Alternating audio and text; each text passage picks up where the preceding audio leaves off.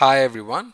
In this video, I would like to discuss about the script that I am going to use to create 30 to 40 seconds AI video.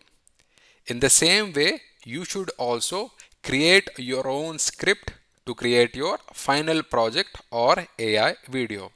As I said before, the script should contain a hook, who you are, what you do, showcase and call to actions. So we have created this script with 5-step architecture or framework. Okay, this is hook, this is who you are, what you do, showcase and call to action. So using the same framework, you should create your own script. Okay, you should create your own script using the same framework, and once the script is ready, we can move forward for creating images and scenes. So please make sure you have your script ready.